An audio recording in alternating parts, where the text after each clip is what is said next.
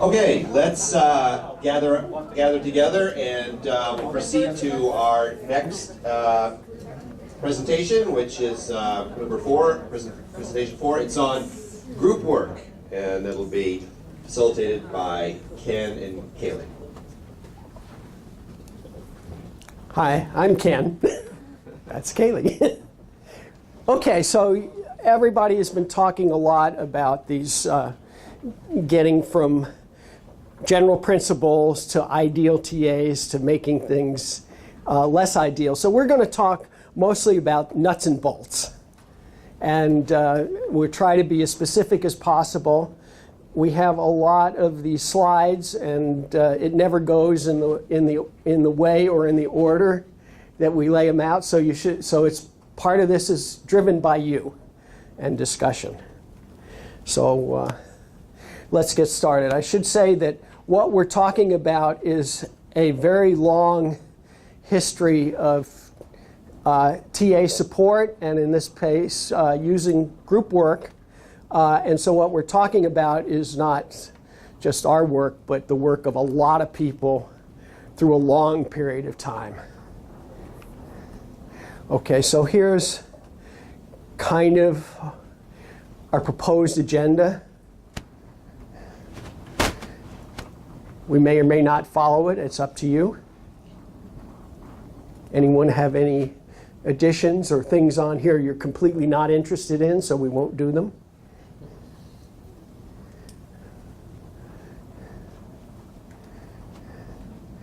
Okay, if not, this is just sort of a look ahead, and we'll see what happens. So the first thing is, of course, is you've been involved with now for the last day and a half, is goals. So we're talking about group work, but why?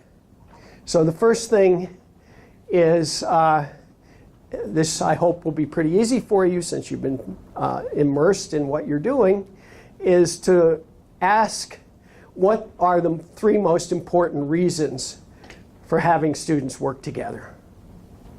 And the procedures are there.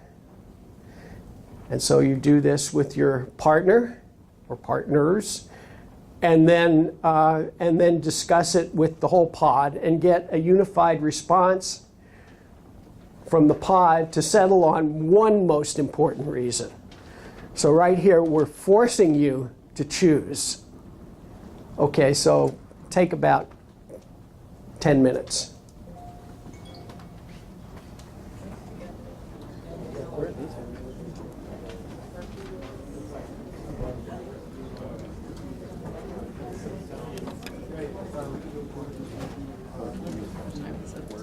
Actually watch for 10 Yeah, minutes. yeah, you should do that. I left my phone. Oops, sorry. No worries. Why is this? Oh, that's time up. 9:35, so 10:30.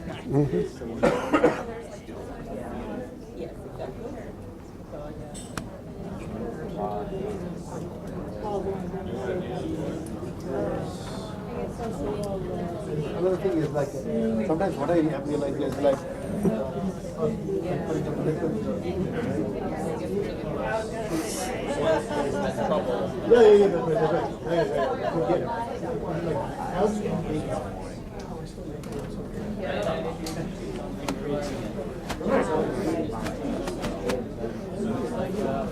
call that additional confidence. Each other.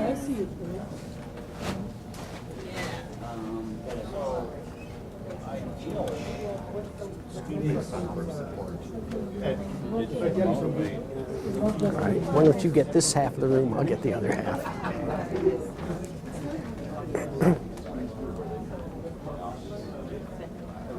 I'm trying to get help on a problem.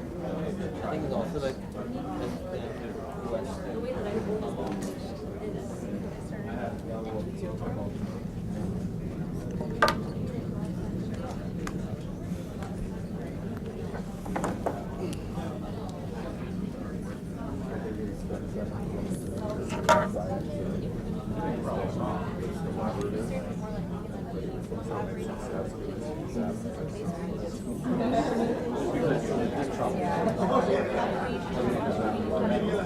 So,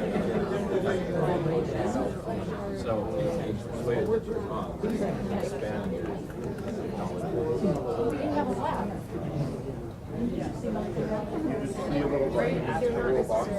Peers, if you're in charge of your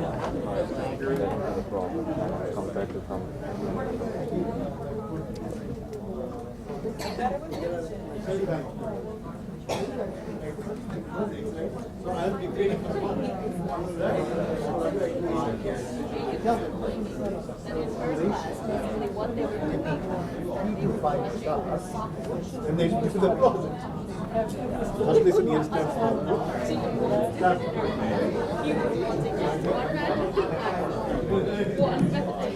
Okay, by now each of the groups should have settled on 3 things and discuss it with the rest of the pod.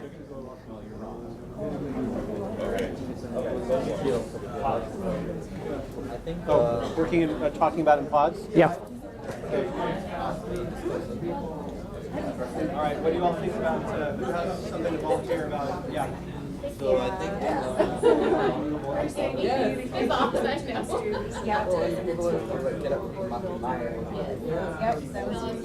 the idea of a self-check and inspiring peers. I would be teaching. and then also help them to come up with more questions themselves because when they're working in a group,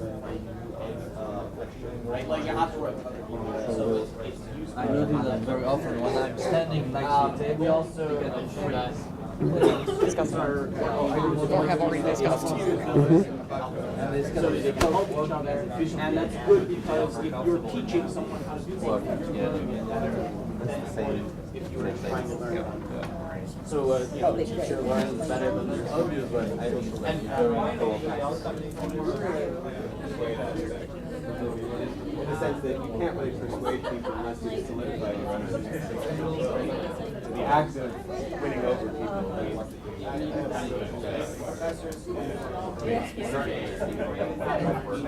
And that's all useful when you're TA. We won't be ever useful again. Another part of the being able to exist as a group and having instructors also.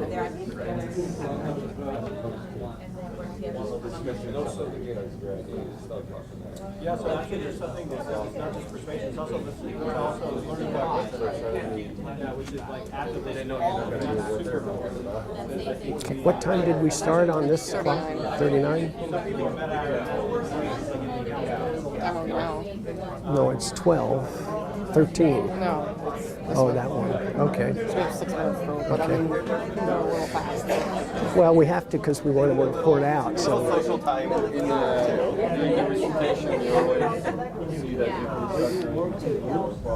Okay, just a reminder that each pod is supposed to come up with one thing, and you need to select the person who is going to report that out.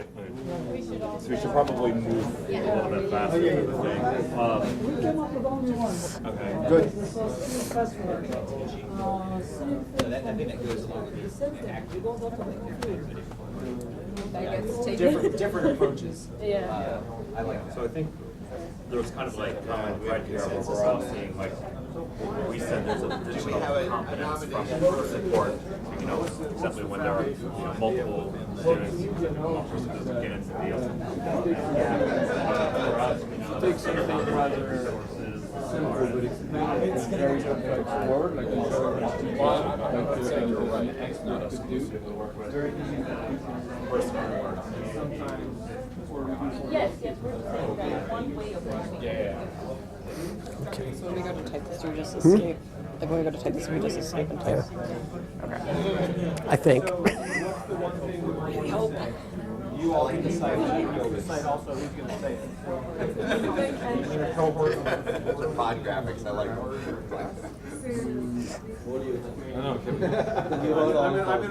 I'm like, I'll roll a dice if that's what it takes. Yeah. want to say because you empower. I know. That's what I was just like. Oh my gosh. That's behind yeah. I also live here, and so they blast a siren every time they're going to get So here you like engagement, communication, and you all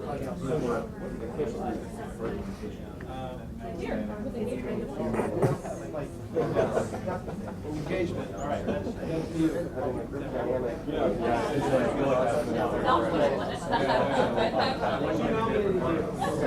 think that's our number one that we share. But how do we word it and who shares it is going to be the... They have names. Okay. They're almost. Don't forget to have a second choice and a third choice in rank order. See, now we're changing the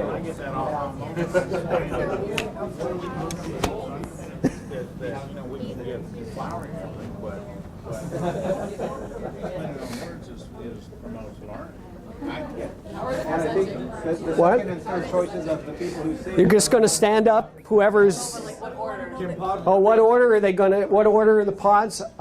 Gee, I don't know. We have to strain What? We want to know the likelihood that we have to go down the Oh. I don't know. We'll do it randomly. I was gonna say someone pull over like a random number generator. We'll do this. And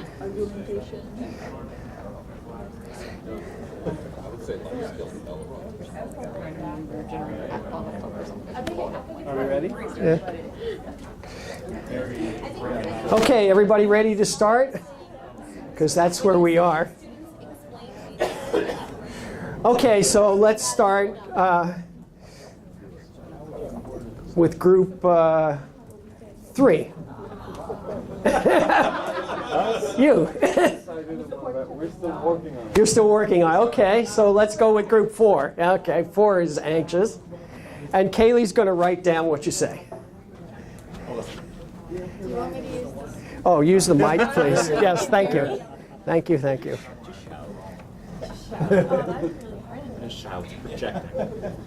All right, so we came up with that it's important to have students be able to explain their ideas to their peers and also help their peers. That's number 1. Okay, so that's number 1. So we'll go over here. This group was anxious. Who was doing it? You. Sorry. So we came up with when you work with a group of people, you get to learn different approaches to solving a problem. So we see that a lot in math and chemistry and physics. Okay, thank you. And now let's go all the way to group 1, just to keep people on their toes. Okay, who is...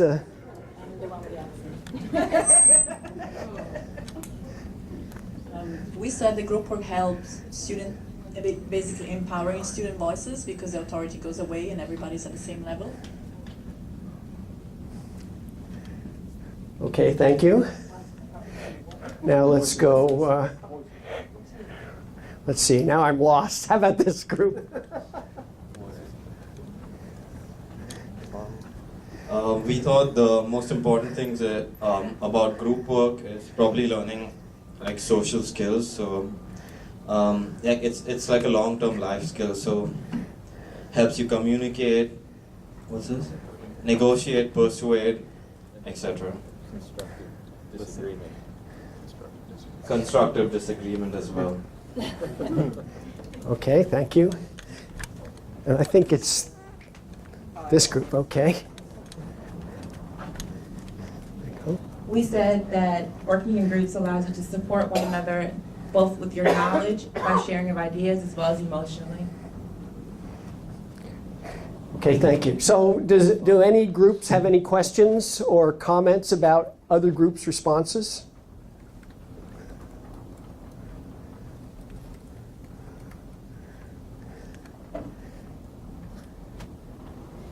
Okay, it's all fine. These are different things. And of course, your team might have had some different things that are important. So the idea is we're not asking everyone to buy into these, but these were the consensus ideas about groups. And so now we're going to go further into students working in groups. And I just want to point out, I'll try to point out as we go what we're doing in terms of working with students in groups. I mean, here we ask you for a response and we displayed it. And so you show that you value your students' work by displaying it, and we tried as best as possible to use the actual words that you used without doing translation.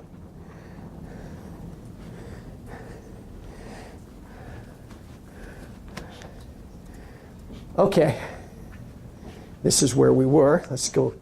Okay, so here is a passage which I would claim is a description of the role of an instructor in modern pedagogy.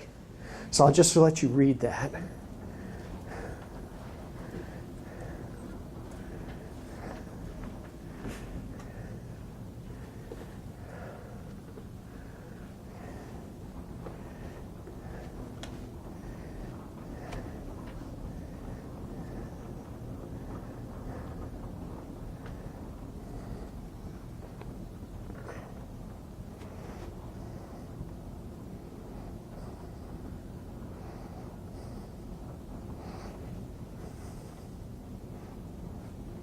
Okay, anyone have any comments on that? I have a question.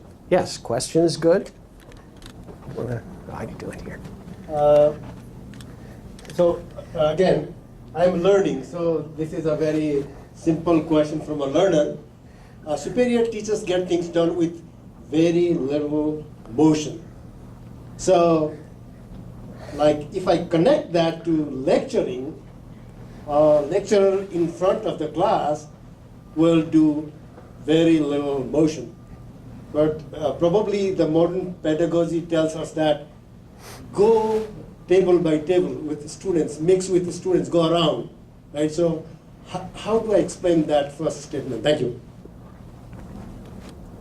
Okay, anyone want to respond to that? It's certainly a good observation, yes. I would agree with you about the lecturing. However, I would probably not lecture at all, especially in lab. So I would be, when I think they say little motion, I think they mean perhaps little impact. I would definitely be moving around the room, but I want my students to be doing the talking and to be doing the sense making. Okay. Any other comments about this passage? Okay, so this is a passage about basically empowering students, that the teacher should disappear into the background. Doesn't mean the teacher's not doing a lot of stuff, but as far as the students are concerned, one wants them to come out with the idea that they did it themselves, that it's empowering to the students. So, yeah.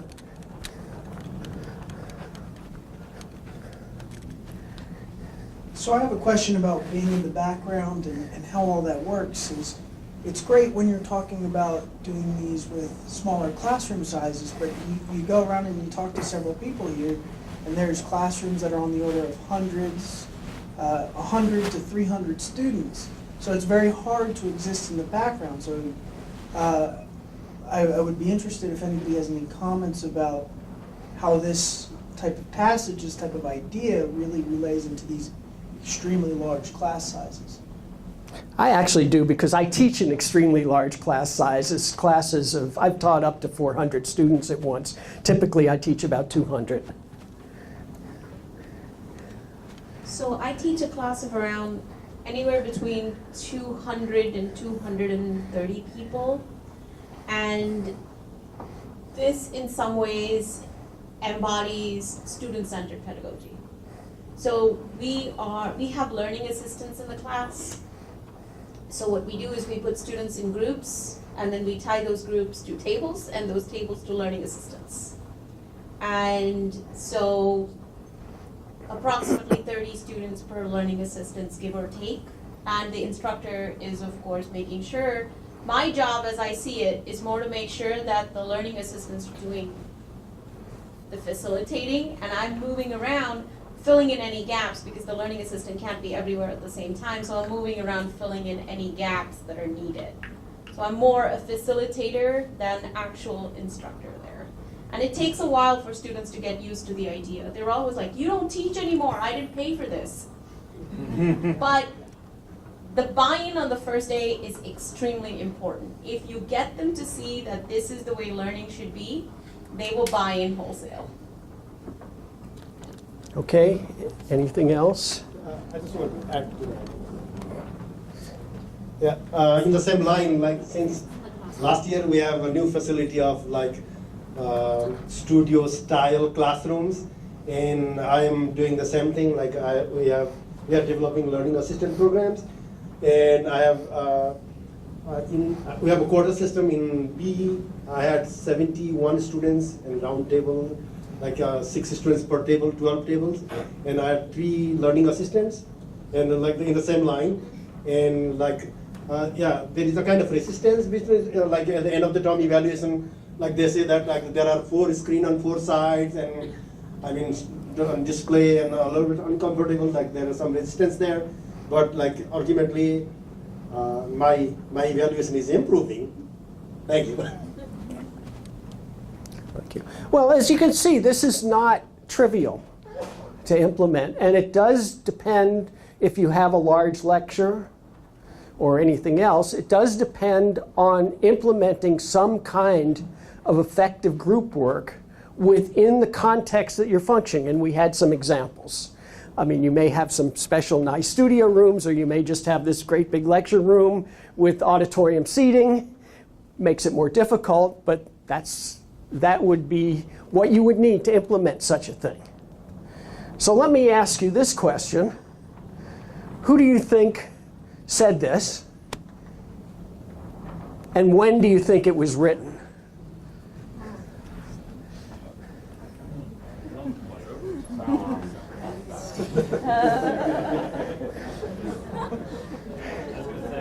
Gotta be like Socrates.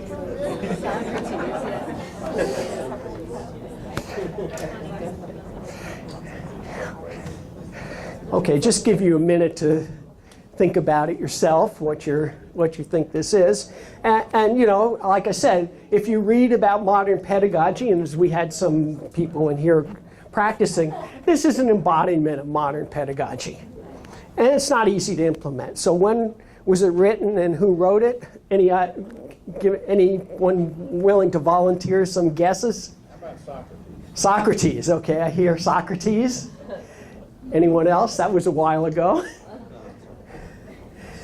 Okay, so yeah, no, Socrates was a late bloomer in this stuff. So let me tell you, very modern person like I mean modern education person, Paul Wiggins.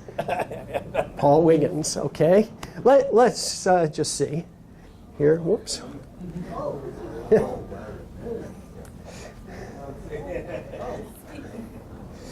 That's far off on years.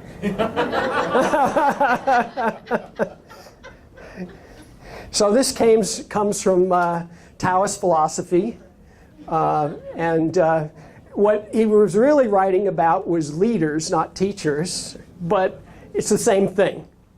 A teacher is a leader to lead people to educate themselves. Okay, so this has been going around for a long time. Okay, so what we're trying to do and what came up is, in order to implement towards this ideal, or anything else we're doing really, we need to change student learning behavior. Change their expectations. After all, that's what learning is. And so let's take the example of problem solving, since we're all involved in that. And that can be either on paper and pencil or in the lab. Doesn't matter. And we really, I would contend from my students, my experience, is that we want to move our students, and I'm talking about novice students, like freshmen, intro students, or even, unfortunately, even more advanced, from what we might call plug and chug. That is, give me the equation, find the equation, put stuff into it, and do a lot of math.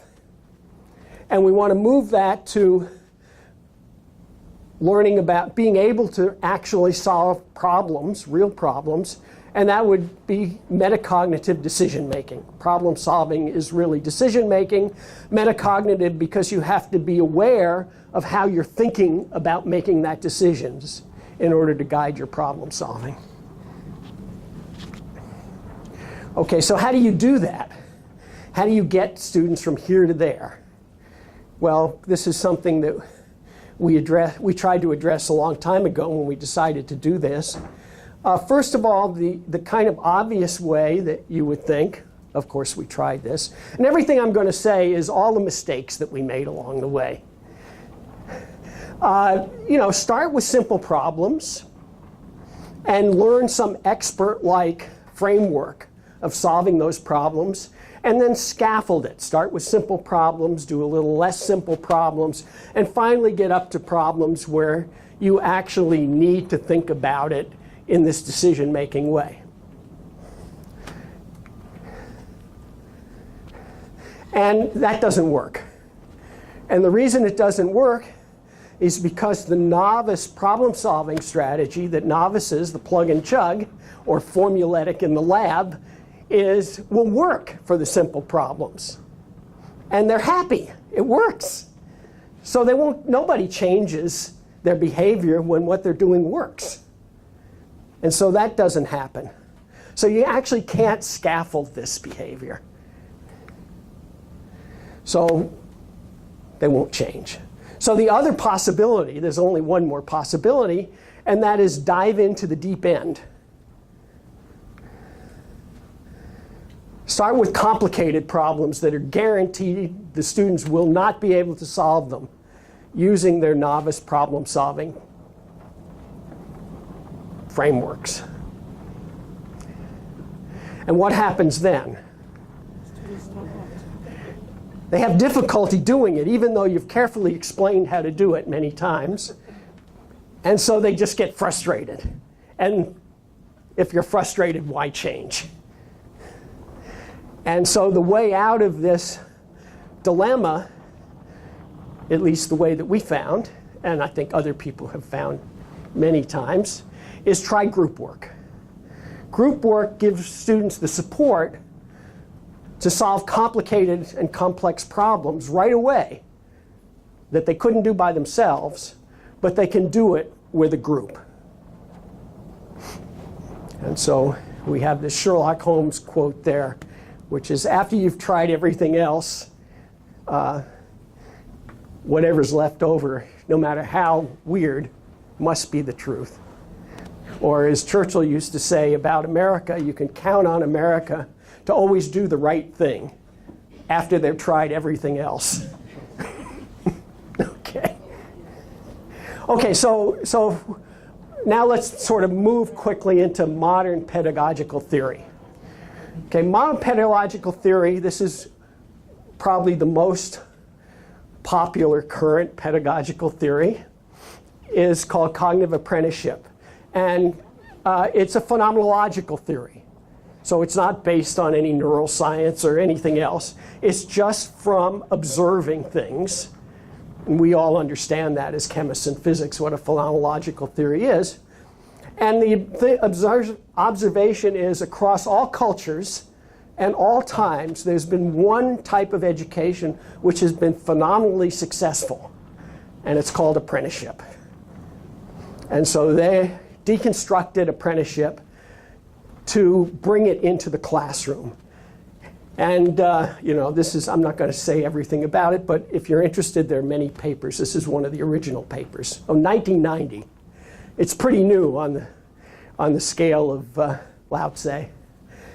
And the first thing is about apprenticeship, it's effective because the students are put in an environment which they call the environment of expert practice. What does that mean?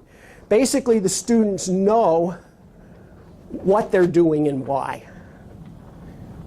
And they can answer that question.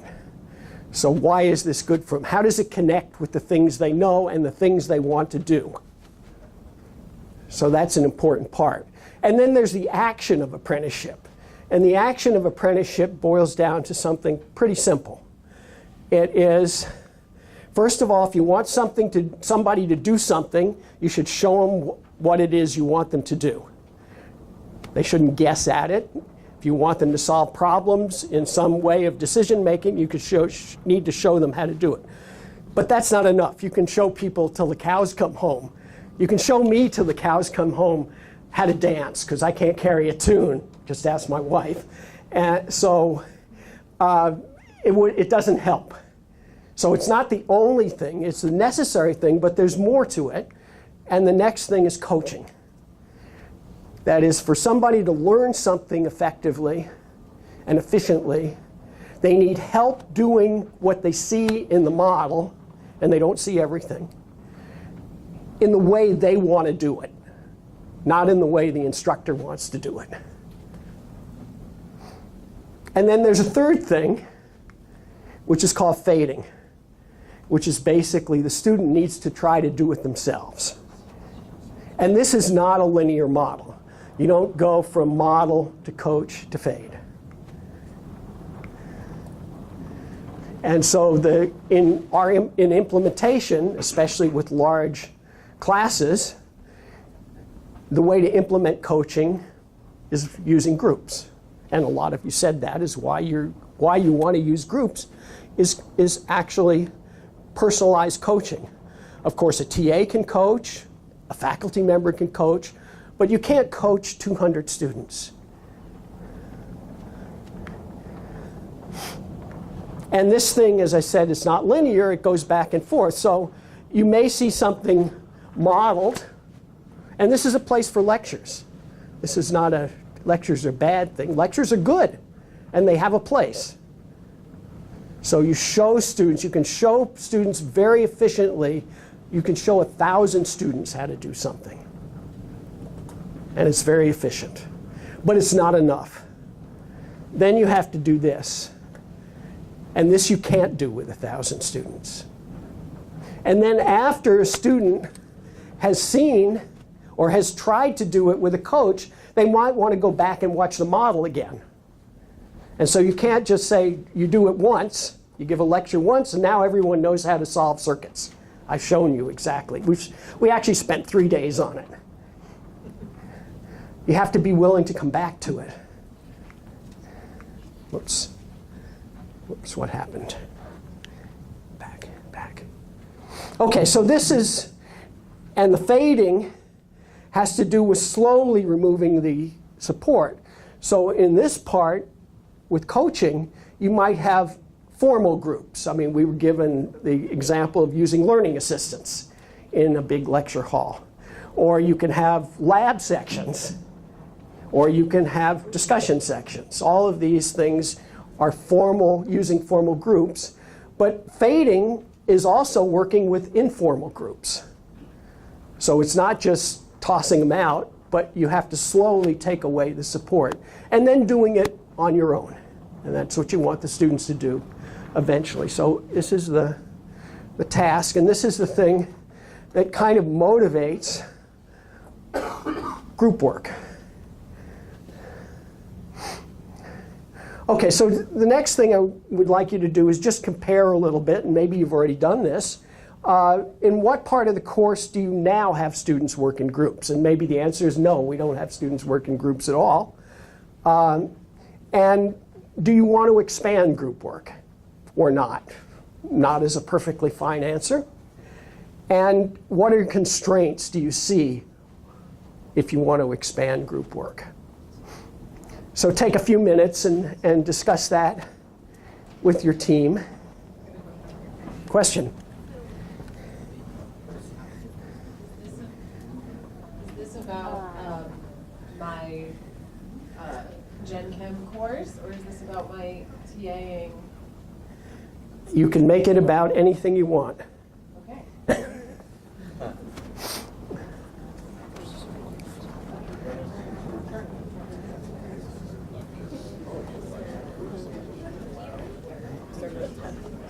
We started at like 10:10, so 11:10 actually.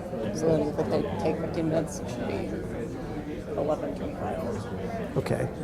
I think we'll let them talk. We don't necessarily have to have them report for this one. Yeah. Let's see.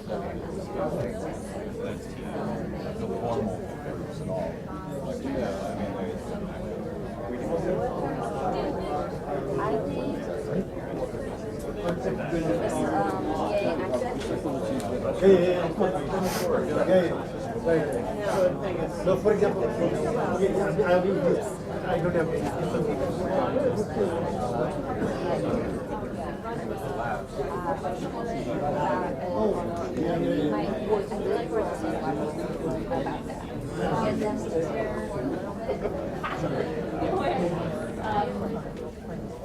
Expanding group work.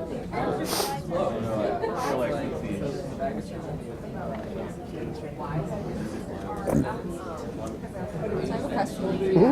So I'm going to be teaching some giant lecture hall classes in the fall, and it's just me and one TA. So have you been able to make group work in that setting, or is this just like I just need to let it go and let it happen in the recitation, where it'll be a TA and 30 students? The first thing I would say is you have to tie the recitations closely to your course. We don't. There's not. Okay. There's no ability to do that within our structure. Okay, the so- recitations are what they are. Well, but I So I mean, have to tie the course to the recitation. okay, Yeah, either that way. works. Yeah, I can do Either it way. that way. You can tie the course to the recitations. So the students, and so if you want to do group work in the lectures, Yeah. you have to have them get used to group work in the recitations. Okay. And then you can have, once they do that, you can have informal groups. That is, you don't have to have assigned groups in the Right. lecture. You can do that if you have LAs or something. Yeah. It can be done, but with minimal effort.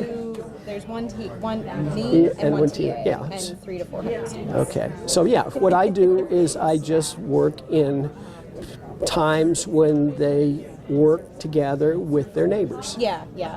And So like, think pair share is a thing Yeah. I've done even with smaller classes, and that I could see that working with, Yeah. like with clickers and stuff, or some kind of student response system. Sure. So And I think it's that's a good. form of group work. It is. It's informal group work, but it only really works very effectively if they've already been used to working in a more formal group somewhere else. Okay. Yeah. Well, they definitely do that in the labs and So, rotations. you know, So that, yeah. the structure's there. So, okay, yeah, you're good to go.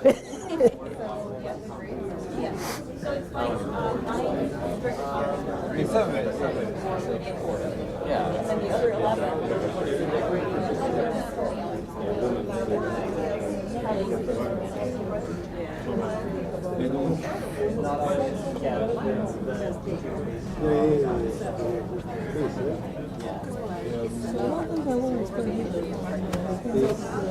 So, I mean, we come on really. Also maybe expertise. We need to train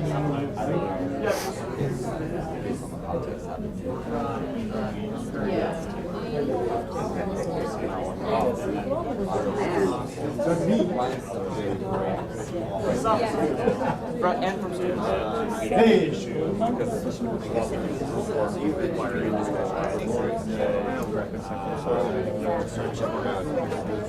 You're gonna leave like tell people like to move to the next stage, like okay, now talk to your pet. Yeah. Yeah. Is it a little overarching?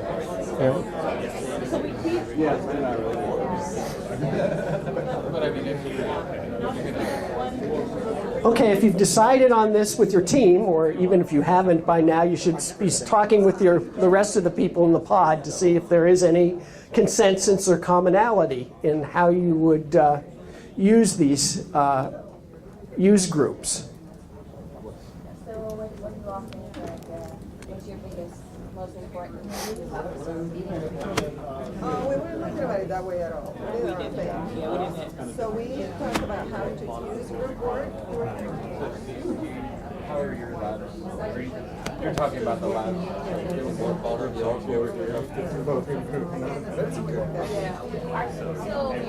no real way for us to understand what we do. Okay. 100%. That's okay. Just like stand here and get the nice breeze. It's like it's slightly too warm. Yeah. Spend time over there and then come back. Just right. Or maybe Yeah, we'll call that hybrid. So we do the same thing. So that is what is called hybrid. Yeah. So what are we deciding on right now? Decide on, how you would practically, really want to use groups. How you use them already and how you might want to use them more if you do. Just to be, practical. Like if you have groups of 4, it's always that one person is like yes. Like my daughter used to go to door.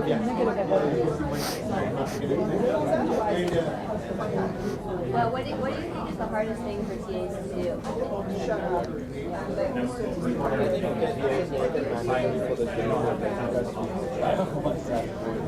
You can actually overlook group work.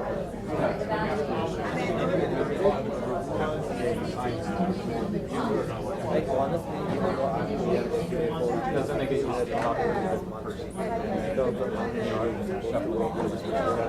We definitely can. How can I move you? Right. So we tried to give them those little phrases. What else? We didn't really have much work. We had to format test questions that 4 times.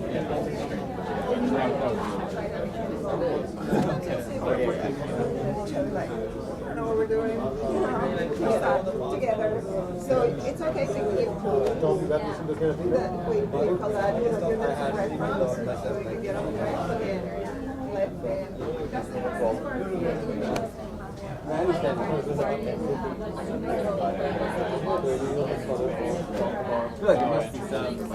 Okay, I hear a lot of good discussion going on, and so I'm going to cut it off.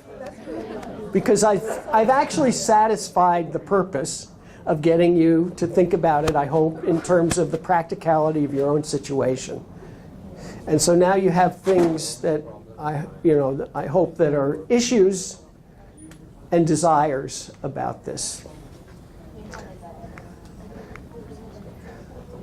So if you've decided that group work is beneficial and you want to do it, there are problems on the horizon, and that is there are critical failure points about using groups, things which will make them not work. And there's that danger sign that says there's plenty of research that shows that having students work in groups is not beneficial if that's all you're doing.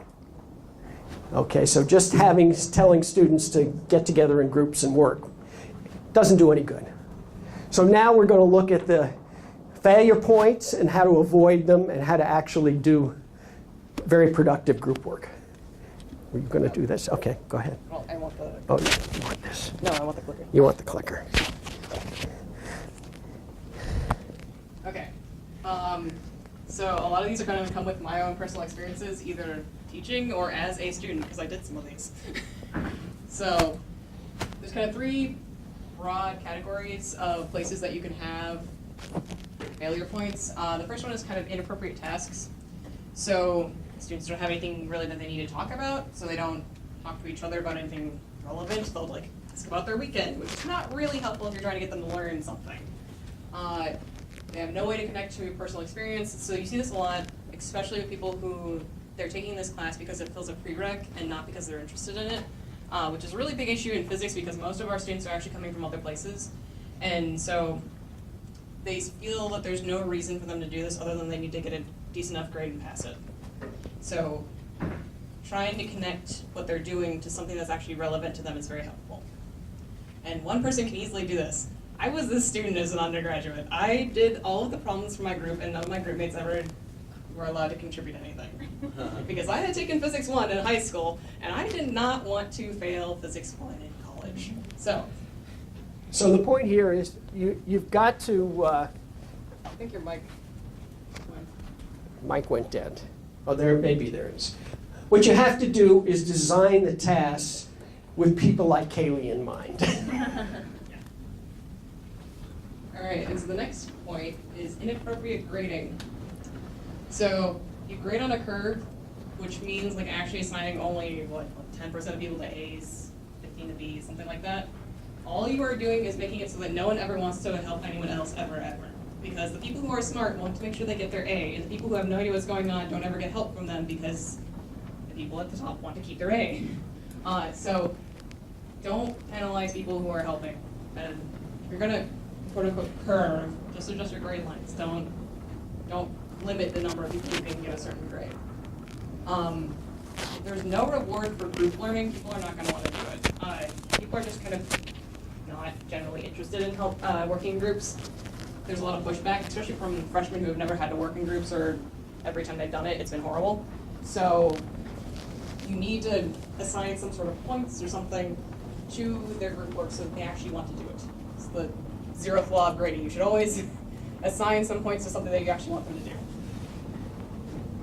And then only the answer, not the process, is rewarded. So this is something that we get into when we grade exam problems, is if someone gets the final answer correct, but made like 4 mistakes that just happened to cancel out along the way, what do you give them for credit? Because I don't want to give them full credit, but they got the right answer. And so you need to make sure that you're actually rewarding the entire process of working in a group effectively, not just saying, did you all sign your name on a sheet of paper? Because that was, once again, what my group was like my freshman year. And then core structure and management of groups. So this is where the TA bit comes in, right? Students are not required to probe their current knowledge. So this is a great way to tell if your students are completely confused, is if you allow them to open their textbook, they will just open it and sit there and stare at it. And they will have no idea what's going on, and you will have like no idea if they're confused or not, because they could be looking something up.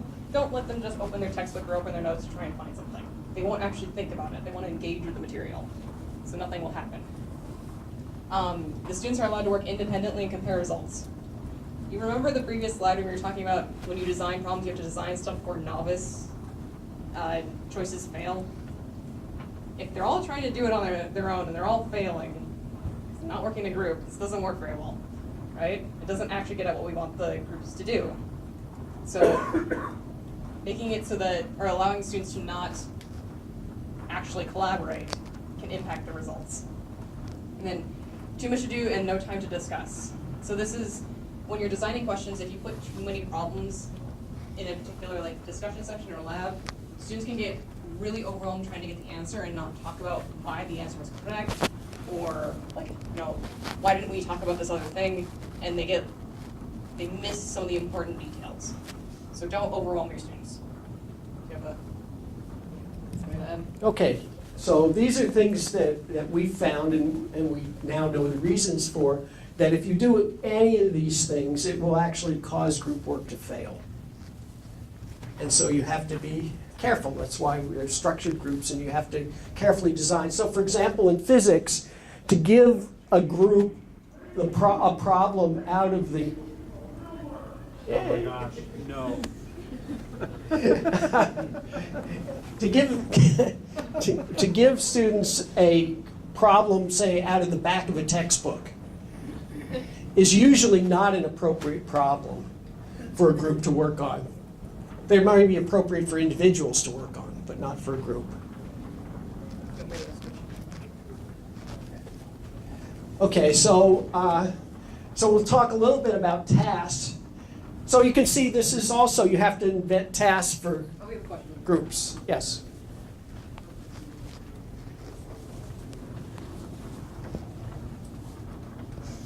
I have a question about the structure and management of groups. You didn't mention anything about forming groups and efficiency of group formations or stuff like that. We'll talk about that in a bit, or we could talk about it now if you want. But yes, that's very important. How you actually form the groups is a crucial step in doing it. So the thing you certainly don't want to do is let students form their own groups. So that's the structure and management part at the end. Okay, so let's quickly look at some tasks. I want to give you some examples, not necessarily the examples you'll use or what you would do, but these problems or lab tasks, whatever tasks they are, need to be challenging enough so the best student can't do it immediately. So the best student has to be able to look at it and say, I don't know what to do. On the other hand, it has to be simple enough so that the slowest student can contribute to the solution of the problem. There's something that they know and can do that will help, and they can understand the solution once it's been arrived at.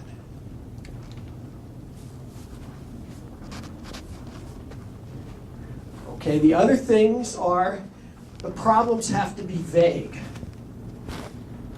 That is clarity, which I know is something that everybody in this room values, can be destructive of learning. It has to be vague enough so that the students can fill in the blanks with their own knowledge. You tell everyone everything. They never have to engage with material, and they never have to learn it. Example is a novel. You read a novel, you don't want to hear about the temperature that things are going on. You don't want to hear about somebody's hair color. You don't want to, there are many details of some scene that you don't need to hear about, and you fill it in yourself. You know who the protagonist is, and you have a picture of it. So that's the kind of thing you want students to be able to do. And so a quick example is, here's a statement. A person walks into a bar, has a beer. Everyone have a picture of what that is? Didn't have to talk about what kind of beer? You didn't have to tell them that they went and got a beer from a bartender. Didn't have to tell them what kind of person it was. Is it a male? Is it a female? You fill all that in yourself. And that is part of making up the task. And then, in addition, the problem has to be set so that the structure of the solution is such that you can actually achieve a solution in the time allotted. So you can see this is a lot of things to ask. So how many problems can you do of this kind working with a group? Remember, this is all there to propagate discussion among the members of the group about these things. There has to be something to discuss.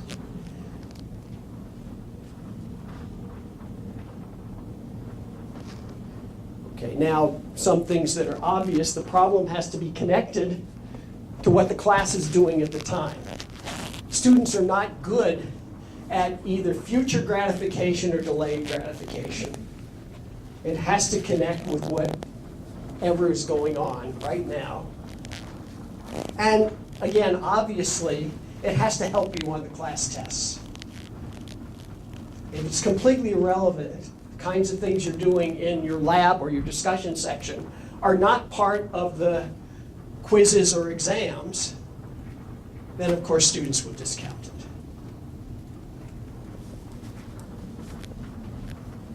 Okay. So here, there are lots of examples of these things from the literature of teaching chemistry and physics. These are some of the things that are there. Give it a. And these are some of the acronyms of the programs. I actually hate acronyms, but they're there. And so if you're in chemistry, I'm assuming you've heard of POGL, but if you haven't, you can look it up, Scale Up, TEAL. There are all kinds of things out there, problem-based learning, and they all use features of this. And in fact, if you go into the POGL literature, they're pretty explicit about all this stuff. Okay, so the other thing is that you can't expect any human being to apply this perfectly. Not you, not your TAs. It will change. And so whatever you do here, it has to be able to degrade gracefully. That is not degrade. The bridge shouldn't collapse catastrophically, but it can lose some of its functionality. And so that's another design issue when you're designing things for groups to work on.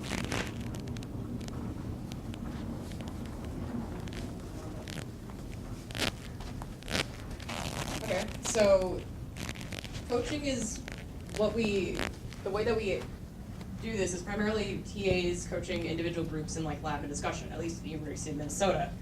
And the students need to work together in a structured group. Like we said before, they should not pick their groups. The group should have something to do that is useful and relevant to them. And what we can get from these groups is really beneficial, provided that we're structuring the groups in some way. The first one is positive interdependence. So this is I just want to put in here, this is from the cooperative group literature that was invented, cooperative groups or collaborative groups or whatever you call them. This structure given here was invented a while ago, and we just used it. But go ahead. But positive interdependence is getting at some of the things that you guys actually brought up in our earlier discussion, whereas like you can rely on your fellow peers for social help, knowledge, all sorts of things. Face-to-face interaction, build social skills. A lot of these students are going to have to go on and work in groups. Hardly anyone ever goes and finds a job where they just sit and stare at a computer all day. Never ever talk to anyone. Does not really exist anymore. Individual accountability groups are really good at making sure that people are actually doing things, provided that they're being facilitated correctly. The issue of having one person doing the problem and everyone else not participating is something that TAs can address.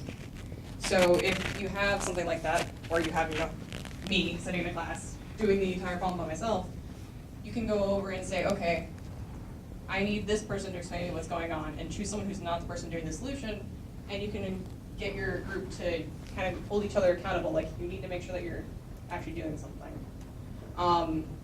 Explicit collaborative skills is something I'm getting at. Can you work in teams? Can you negotiate with someone? Because students have to turn in one solution at the end of the day. And if they don't all agree on it, then that's an issue. So these groups can help students build these skills for the later need in their life. And the thing about groups, and especially if you're using intro students, they don't know how to do any of those things. And so you actually have to structure your groups in a way that these things are necessary to function. Yeah, and we'll get kind of into some group structure stuff a little bit later. And then group functioning assessment, this is once again, you need to have some sort of way to check that your groups are functioning correctly and that you're also giving them points for doing it. So this is an actual email. This was? Yeah. Oh, this is just I get random emails sometimes because I put a lot of this stuff on our website. And please feel free to steal any of it. It's open access, everything. But one time I just got an email from a vice president at Hewlett Packard. And this is what the email said. I don't know this person. They just sort of randomly did it. But this gets at the whole professional development aspect of working in groups.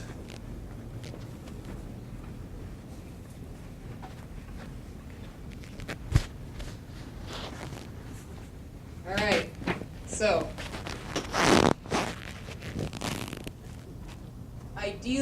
not ideally. Without using groups, you have to try and coach one-on-one, and that is really hard to do from a time perspective, man-hours perspective, and also because it's actually you get extra benefits from being in a group, like peer interactions, those sorts of things. So to utilize our TAs to their full efficiency, because TAs can coach a particular group effectively and get reach many more students than they would have normally with individual one-on-one coaching. So you do have to coach TAs and how to coach effectively. It's not, but actually human beings are pretty good at coaching. They're used to working with people and getting a small group of people, getting them to do it. So these are just some pictures of what goes on. In this case, it's in one of our labs. And I'd like to bring your attention to the students coach each other a bit. That's one of the ways that we get more benefits from working in groups, is that students who understand a particular problem help the other students who understand it, and especially if you design your groups in a way that you don't have one person who's just way beyond all the other group members, it doesn't always feel like one person's coaching the other people. All right, so what is the optimal group size? So here we're getting into really the nuts and bolts of things. And many of these things, and probably all of them, we discovered 30 or 40 years ago by doing them wrong. And figuring it out. Now we kind of know why it is this way. But so the first thing is, what's the optimal group size? And in that case, the optimal group size for introductory students is 3. 3 is better than 2, and 3 is better than 4. And there's a reason why, and probably you know what the reason is. If you have 2 people, there's no way to break a disagreement. Okay, well, I say this, you say that, we're just going to go at it. If you have 3, there's one party there who can mediate that disagreement, and usually to the benefit of everybody's learning. So that's 3, and of course, 3 is the optimal number. Mostly we work in groups of 4. Because that's the way universities are. The trouble with 4 is part of getting people to function well in groups is they need to look at each other. What's called eyeball to eyeball, knee to knee. Human beings interact best when they can look each other in the eye. And so try to work on something together with people. You can do it with a group of 3, 1, 2, 3, around this edge of the table. They could all look at each other during discussion, see each other's papers and what they're doing. You can't do it with a group of 4. Okay, so now the composition of the groups, which came up before. Yeah, students don't ever let them choose their own groups because you will run into I picked my friends and all we're going to do is talk about my weekend plans. A lot. And also they don't have other qualities that are useful in groups, such as various math skills or, having someone in the class who does know what they're doing and then someone who's kind of mid-range and someone who's a little struggling. They don't tend to pick very good groups on their own. We want heterogeneous groups, so we want someone who's knows what they're doing, someone who's just midline, doing fine, and someone who is needing a little bit of extra help in the class. This makes sure that you have someone who can actually carry on if you absolutely have no idea what's going on, but they are then able to coach the people who are not doing so well in the class, and they actually get to reinforce their learning via that process. Yeah, this is from the cooperative or collaborative group literature, in fact. This is actually the most effective composition of a group, and it really works. And it's not like the top person is teaching the others. Everyone in this group has a function. The lowest performer in the group has a function, and their function is to be lost and ask the, quote, stupid question. Because often that prevents the high-functioning person from going off in a tangent. Oh, why am I doing that? These quick people. We did form groups once which were homogeneous, that is, all high-performing people, and they did not do well. And the middle person, of course, is the intermediary between the two. And you should try to watch the gender balance of your groups, which can be kind of hard, especially physics is notorious for this. Go into a group or a class and there's 3 women out of 18. But if you do have women in your class, you should try to at least pair them together or put them in the same group with other women. This is based on Pat's paper. It was women get talked over a lot if they're by themselves with 2 guys. Early on, again, we have some great video of a group working on projectile motion. And there are two men and a woman. And the 2 men mostly talk to each other. Occasionally the woman says something. The woman is the one who A, understands it best, B, is the most articulate, and is the most insistent that the people do it right. So we're not talking about somebody shrinking here. And basically the men had this misconception, physics people will know this, the triangle misconception of projectile motion. That is, they'll calculate some angle and think it sort of goes as a triangle. And they had that, and she kept telling them that they were wrong, and here's why, and kept giving reason after reason. Eventually, she got so upset, she picked up a pencil, and she threw it across the room, and she said, look, it goes in a curve. And the guys just went back to talking to each other and reinforcing their misconception. And so I had hoped that by this time in history, this behavior would be gone, but it doesn't appear to be, at least in our freshmen. Yes? Do you have similar considerations for other identity groupings and like racial or sexual minorities? I guess the answer is I'm sure that it happens that way. We don't actually have enough diversity in our physics classes, which is a bad indication in itself. But in Minnesota, we're pretty white. And we're getting to be more diverse. But statistically, we didn't have enough information. But I'm sure this is something you have to look out for any kind of implied bias going on. It's like if I notice if there's any sort of minority issue, I try to make sure that there's some solidarity. I mean, I've run into issues where it's like I have one person in my class who actually everyone's like says, "What do you do?" But I try when I can. It's picking up stuff. Sorry. Thanks. Do you have any strategies for that organizing the first group? So before you know any data, do you look at the like academic records or something and try to get that first meeting? Yeah, there are two ways we do that. One is you can do it by random. That's not ideal, but it's good enough to begin. And the other way we do it, we give them a pre-diagnostic test of concepts in physics called the force concept inventory. If those in physics will know what it is. In chemistry, you have other tests that are like that. A math test and an attitude towards learning test. And then we can use those results to group them.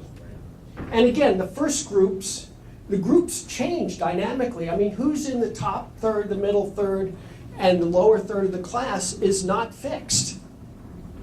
You know, sometimes people will do really well the first test and not so well the second test. And so who these people are and how you distribute them depends dynamically on how they do in the class tests.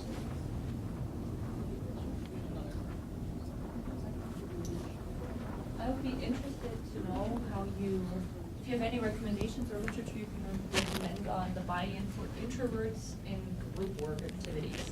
So in my teaching assistant class, we do group work a lot, but I get a lot of feedback from and questions from my TAs that are more introverts that are saying that group work is really hard for them.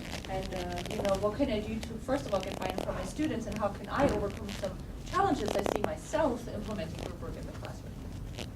I think that's true. I mean, the thing about group work is that it's kind of the most natural work for introverts. They don't have to get up in front of the class and say anything, just with their neighbor, and they need to be, so the group should be safe, and the coaches, the TAs, make sure that the groups are safe. That is, people are not, it's just common conversational things. That doesn't mean it's perfect, right? And sometimes you can do things like if you've noticed, if you're the coach, that, the other thing we should tell you is that we change the groups. The first groups you have are not the groups that continue. We change the groups about every 3 weeks. And so the rule for changing the groups is the group should be together long enough to get used to each other and realize that things are okay, and then we change them. And we change them about 3 times during it. Yes? So while doing regrouping, is there any resistance from the participants? Thank you. Really good question, because the answer is it's enormous, the resistance. That is, you may get resistance when you form the groups and people say, oh, I had a bad experience working in groups in high school, and I know I'm going to do all the work and not understand anything, etc. But you say, okay, just work in the groups, and we're going to change them. So who you're with will change. And that comforts a lot of people. So you're not stuck with this horrible person you're forced to work with, even though you really don't know them yet. I also bring up the fact that they're going to be working in groups in their future jobs, and they don't get to pick those groups. They have to work with someone they don't like. They have to work with someone who's not helpful. And so learning the skills of how to deal with that now is a lot easier than trying to do it your first week on the job. And then what happens after we change the groups after the next test, so we get more information about how the students are doing. And when you try to change the groups, even though you've said it beforehand, and you should always tell them at the beginning of the class you're going to do this, there is an enormous uproar that they don't want to change the groups because they're doing so much better with the group and understanding more that they believe that they've found the magic group that's going to save them. They're not going to fail because they're in the magic group. They don't quite realize, although everyone is being pretty vocal about it in the class, that all the other groups are magic groups too. And this is also why we want to change the groups. We don't want students to believe their learning is the property of the group. Their learning is their individual property, how they're functioning in that environment. And so, yeah, the most difficult part is changing the groups the first time. You can soften the blow by reminding them that they can work together outside of class, but in class they need to work in the new group. Right. What about group size of 2? Sorry. If you are constrained to a group size of 2, like in labs, how do you pair skills? Well, in labs you can do it. I would suggest we switched our labs over from 2s to 3s.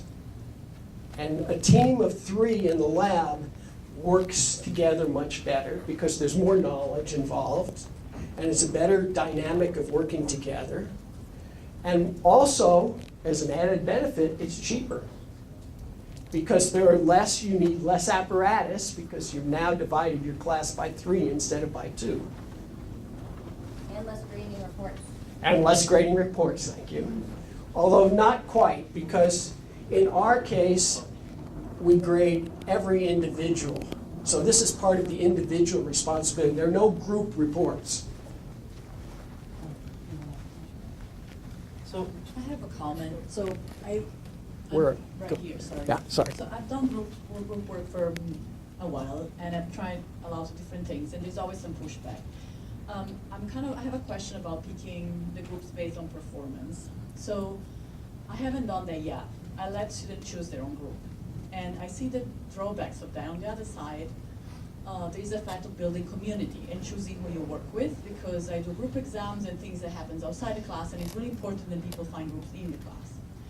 And then the other thing that happens, so that's why I haven't done yet the performance thing, is that there is already so much pushback to force them to work in groups and ask them to change groups, that already they're like saying, oh, I feel like babysitted, you don't tell me who I sit with. So there's already all that, and then if I don't even let them choose who they work with, so I haven't gotten there yet. I feel like there's all this micromanaging, and I really struggle because I want to do that, and on the other side I want to let them also have some freedom. So I'm just saying I haven't tried that yet because there's all these complicated issues. And adding the fact that if you have 200 students, choosing the groups 4 times a semester is logistically quite intense. So there's extra time to do that as well. So. Yeah, okay, there's several things. I mean, especially with a large class like 200, because I teach that kind of class, it's very beneficial to the students to work with different people. They get, often in a class of 200, they don't know a lot of the people that are sitting right next to them. And so this gets them to know more people. Of course, we encourage students to work together outside of class, where they can form their own groups. And as they get used to more people, they build a bigger community of the people they study with outside of class. And this is all something they find beneficial. I mean, it actually increases the community they have. In terms of the logistics of picking the groups, of course we let the TAs do that. And so the TAs, but we educate the TAs in how to do it. And so they do not 200 students, but they're going to do about 36. And this is another thing, our TAs, We found it very useful. And again, all of this stuff has to do with getting efficiencies in how you do things. The same TA TAs the lab of those same students as TAs the discussion section. We have labs and discussion section. So although they teach 4 sections, 2 labs and 2 discussion sections, they only deal with 2 sets of students, and they like that. So those are the ways that we do it, and they get to know the students. The other thing in forming groups, there are other things besides just the basic things we've said. For example, it's really impractical, especially in physics, to have this rule where you have to have a majority females in a group. Okay, just not enough. And you can't keep people with the same groups. And so after that, what we coach the TAs to do is to figure out who are the men who can work with the women. So the problem with the gender discrimination in groups, and it's very subtle and soft discrimination, but it's really there, is it's not a woman's problem. It's a men's problem. And what you can do as a TA is figure out who are the men who are most likely to work in a collaborative way with women, or who are not people who are closest to high school in terms of their attitudes. And so in forming the groups, the TAs use their judgment. It's not formulaic about who would work. And so again, if they've had students who they think are reticent to participate, they might decide to put them all together. So somebody's got it. Sometimes that works, sometimes it's a bad idea. But you have to use your judgment. And we tell the TAs that this is real teaching. I mean, they have to know their students and make decisions, and the decisions will not always be right. But they'll never be disastrous. I think the only group that I've had that was really bad was the one that it was a bunch of quiet people who all kind of participated in their previous groups, but not to the point that I'd like them to. So I put them all together in the last group of the semester, and they all just sat and did the problem on their own. And no amount of prodding from me would fix that. And I'm like, you know what, there's 2 weeks left in the semester. If you want to do this, you can. But if it was in the middle of the semester, I probably would have pushed a little bit harder. Yeah, and let me say something about groups is when you're working with groups, you notice things which are not working very well. Whereas if you're teaching a massive 200 students, you don't notice it in real time. You notice it in groups. And the thing that we teach our TAs is that there are things you can do to try to get a group back on track with coaching, but you can't say it to everybody. And it's okay if one group is dysfunctional. It's 1 out of 5 groups, and that's pretty good odds. In a typical lecture class, the research says that the number of people that you're reaching at any time is 15% of the class, 1-5. You're not reaching 85%. Here, if you let 15% of the class be not reached and the other 85 reached, that's the most effective pedagogy that anyone's ever been able to develop. So yeah, but can't get bogged down in that. So this was kind of getting into what our next few slides are, but problems in groups, how do you deal with, there are some common issues that kind of come up. And the first one is the one that we've mentioned before, where one student is dominant and the other group members are not speaking up for themselves. There's weird group dynamics going on. And so one way to try and deal with that is that you assign and rotate roles. So these things are called group roles. The main 3 that we try for groups of 3 are the manager, recorder, and skeptic. For groups of 4, we also throw in the summarizer. Manager kind of keeps the group on track. Is everyone participating? Are we on time? Are we solving the problem? Yes, no. The recorder makes sure that everyone's being heard and writing down the actual solution, because there is only 1 paper, and so there should be only 1 pencil per group. So that's their job. And the skeptic is the one who asks questions, like why are we doing this? Why does this make sense? Can someone explain this to me again? I'm not sure that everyone understood that. And then the summarizer kind of makes sure that everyone's is on the same page. Yeah, so these are actually the metacognitive skills of a single person working by themselves solving a problem that you have to fulfill, and the students are not used to that, so we try to make them explicit. But we don't insist that people are locked into one role. So if you're assigned to be a manager, that doesn't mean you can't be the skeptic. And in a well-functioning group, these roles actually rapidly rotate from person to person. And our TAs are again, educated to let that go. I mean, you don't use these roles as the coach unless this group is not functioning well. And then the roles are useful for the coach to reach in and say, okay, I noticed that someone is not participating. Who's the manager? Because it's the manager's responsibility to keep everyone involved.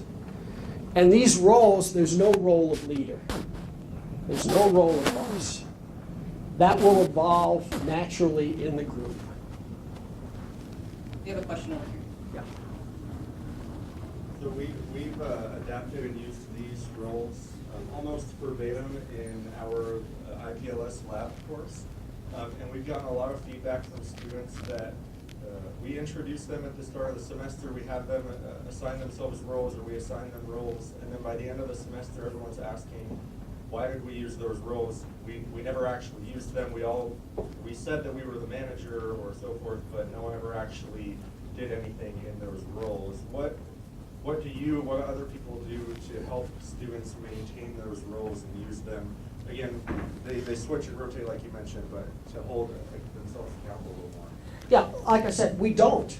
I mean, in the sense that if the group is functioning well and you don't know people are doing certain roles, that's great. The roles are actually being played, but by different people at different times. And that's fine. That's the way a group should function. In the real world, well, you do assign roles in groups, but that's what you like. The roles are there and implemented by the TAs when the group is not functioning well. So the only way I would come into a group, or a TA would come into a group and say, talk to the manager as the manager, is if something is going wrong with the management function. Otherwise, it's good. I mean, again, this gets to the instructor fading in the background. If all of this stuff is implemented well, the students won't notice it. These things are there in case things are not functioning well. And again, to introduce these at the beginning, because these are actually the metacognitive roles that an individual needs to play. So we do introduce them to the students, we give them a little sheet of what these roles do, but if they don't need them, they're playing them. They just don't know it. Yeah, I don't formally assign roles to pretty much any of my groups, aside from like the few problem situations I've had. They mostly figure it out, and you can find out if they're working correctly or not by just wandering around and listening to other conversations. You don't even need to say anything to them, just like, what are they saying to each other? You can tell if someone's checking in, if people are making sure they're still on track, those sorts of things. Yeah, the thing you can't do is after the fact assign the roles. That is, if things are not going well, you can't at that point assign them. So that's why you do it at the beginning, even if you never use them. Okay, so we're going to need to wrap up here. This is just the individual accountability where things are there. So there's, as you can see, there are a lot of moving parts in any kind of instruction. It's like driving a car. There are a lot of moving parts in a car. But once you learn how to drive, you don't pay any attention to them. And once you learn, and your TAs learn how to do this, it really doesn't take much effort at all. The only effort is continuously educating the new TAs that come in to do it, and sometimes the new faculty. And we actually have a guide, which I wrote, it's 22 pages long, of all the details in running an introductory physics course, which goes into the nitty-gritty, not just of groups, but doing makeup labs and all the things that happen and what we've learned to make your life much simpler. So so the whole point of this is to make everybody's life easier and take less time. But it does look, at the beginning when you do it, there's a lot of pieces that you have to pay attention to. Can you put that guide on the Google Drive so we can look at it?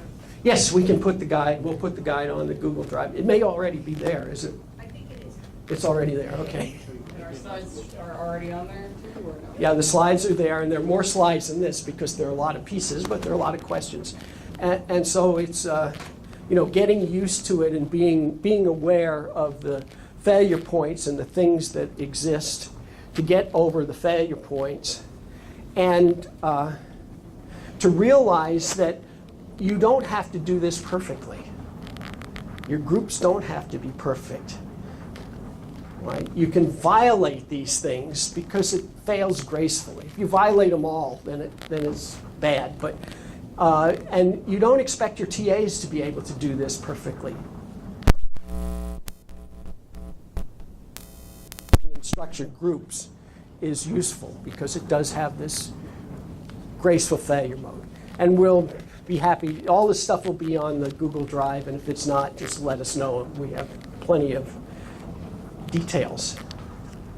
So, thank you. It's time for lunch, coffee break. Thank you. Let's thank Ken.